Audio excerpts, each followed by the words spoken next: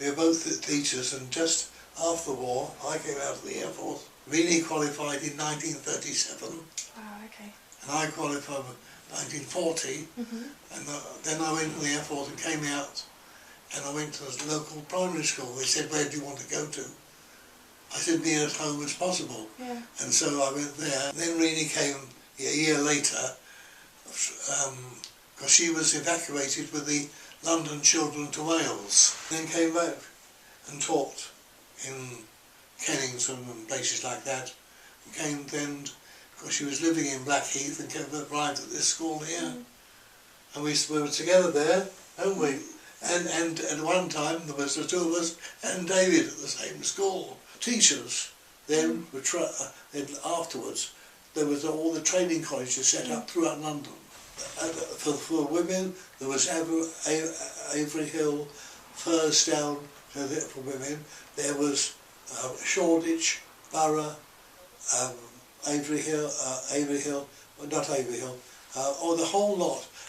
The London County Council, which is a wonderful organisation, ran training colleges for teachers in London. And when you said training, you didn't train for, you may have trained for infants, but you didn't train you trained as a teacher, right. Full stop.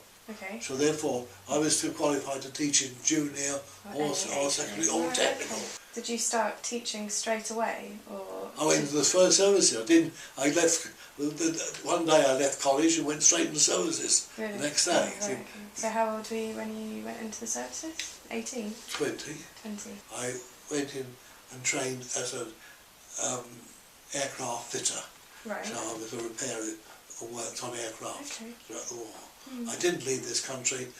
I was going to leave to go to Japan with a fleet aero afterwards, but never went. But I mean, affects the war. I mean, this affects Reenee far more.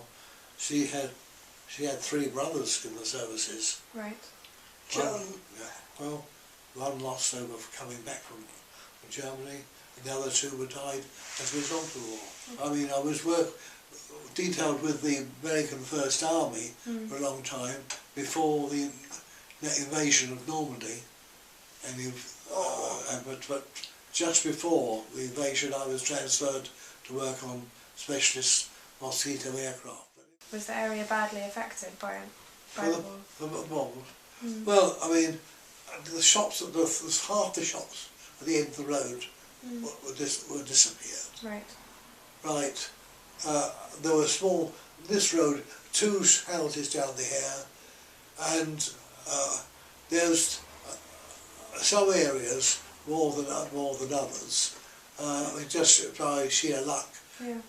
It's usually they were on their way to London and dropped their bombs, but this house, for instance, if you want to know out in the war, this house, my mother and father were living here, I was away, and a incendiary bomb came through the roof, onto the bed.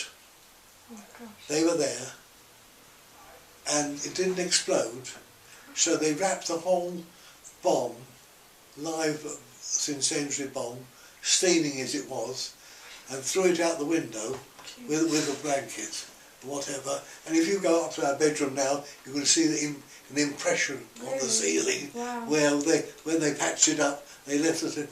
And oh yes, and my father, when I was in the war, was the one helping with the fires locally. And so a lot of people say, well, people, if they worked on, because they dropped the fire incendiary bombs, so they could get a path through to central London. So this is the way it goes. If there was somebody in the building, for instance, every school, for instance, had fire watching duties. So the teachers spent in turn, or we both did it, when I was training before I went in the services. Yeah. Every school had, say, 3 or 4 people on duty, fire washers. So that you were able to, if anything dropped, you could, I mean, we couldn't do anything about high expensive bombs, but the fire bombs. And that's the trouble with the City of London. They saved St Paul's because they had fire watchers there. With all those other offices, the people had gone home. They only wanted a bucket of sand. Yeah. to throw on the bomb. They weren't terrible bombs. They were just intense heat. Right. Right. And so that's why you've got the whole of the city of London pretty burnt out, because people had left the offices empty. But St Paul's, they were going to save St Paul's, and volunteers were there. And you imagine the size, and they kept St Paul's in one piece. You're wanting to know the change of society. Yeah. And the thing is, this, for instance, the telephone. You imagine if you want to call a fire agent here, nobody had a telephone. This was the first house to have a telephone in this road. It was 1938. Right. Because my mother joined the WPS to help with the start of the war. Nobody had a telephone. So therefore you had to go to the sweet shop across the way there, which had a notice up, you may telephone from here. If you want to call fire brigade, you went to, at the corner of each road was a thing like that, painted red. Yeah. And you broke the glass. Right. And they called the fire engine. That was the only way to get in touch with and you just pulled the button and then the fire would, they knew where it was. I would think that what you do miss is the number of people in the roads. That's how, if you wanted a general thought about the number of people, there were people in the road all the time. I mean, you can go down the road these days, look how there's nobody about. Yeah, you're right. Also too, is the fact, this is something I was going to say earlier and it changed mine, women had to leave school when they married. Yep. Yeah, I know. And so therefore, most of the, yes, and most of the houses, most of the families will run with one earner. And there again, financially, there's something, that the houses would not be empty in the daytime. And therefore the children would come home to dinner. Yeah. So there was a very set routine. Yeah. The men went away to work and the women stayed at home to look after the children. This affected not only the things, but things like the churches and volunteer workers. And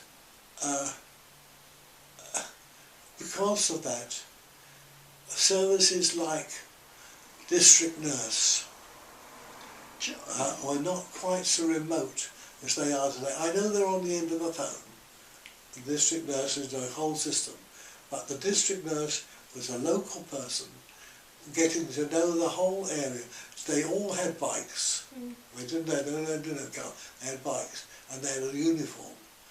And so therefore, if you're thinking about support for mums and children, it may not have been so structured, but there was somebody there more, in some ways, more than there is today. Yeah.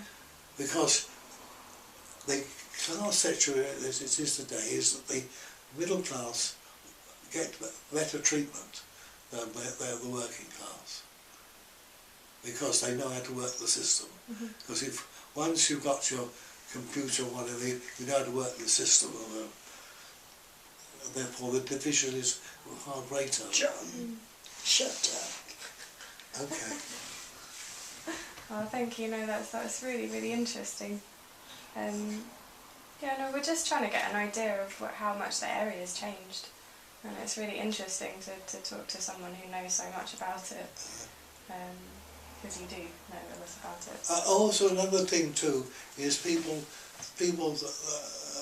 gardens were always kept better. And what I mean to say too is I'm not talking about big houses, but small houses. They were all keen on their gardens. And also, the roads were much... Now, for instance, the roads down from here, which is the Victorian London finishes at the end of this road. That's Victorian London, actually. And then this is coming, because they were all fields. Top of this road, you opened up the fields of Kent, because there were farms within half a mile or so. But all those roads had cast iron railings and gates. So you imagine how going down that road then, and everyone was the same.